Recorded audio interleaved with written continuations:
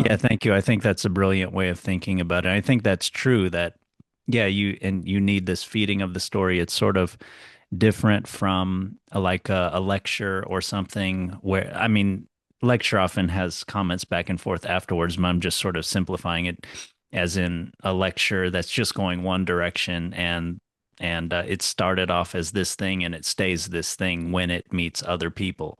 But what you're talking about is something, yeah, going back and forth, something evolving, things being cut, things being changed, reversions back when some things don't work, or and then geniuses maybe every once in a while come forth and they turn, they find something in it or they combine it with something and brings forth a new kind of life.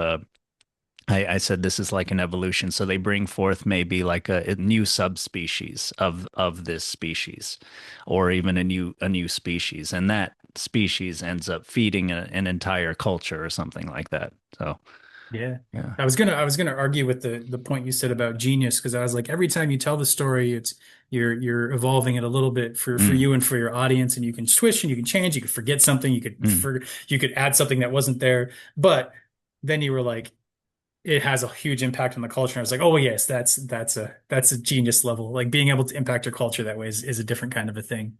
But I do think every time you tell the story, it comes to life. And I think that one thing I think that is really interesting about that sort of tradition or that way of managing the stories, feeding the stories that I was just talking about is like in the very least, if I listen to a story and I'm like, oh, that was a fun story, and then I go home, I might forget about it. It might not stick yeah. in my head. But if I listen to the story and then I engage in a discussion with Yeah. other people and I'm like, oh, how does this story apply to my life? And I think about it and I see how it applies to other people's lives and like it feeds the story and like oh, the story is this entity and we're feeding this entity. It's sort of a ritual as if the story were like a spirit or something. We're making Yeah. offerings.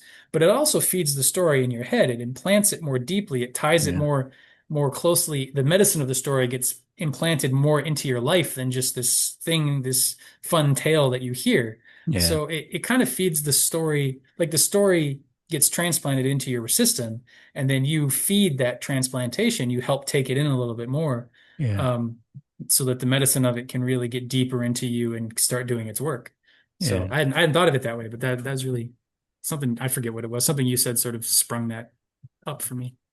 Yeah. Yeah, and you're talking about what we're doing in the and conversational podcasts or maybe other podcasts kind of being some kind of version of, even though it's recorded, but some kind of version of living story or living I don't know if this logos applies to this or not. Maybe that's more specific a concept or something like that. But some kind of living word, a story with a structure and certain characters, but it comes to life in the telling. And um, I'd like to think that's what we're doing here. And you mentioned people can comment, and some people do comment, and I've always viewed that as kind of uh, part of part of the dynamic of what we're doing, and I don't think just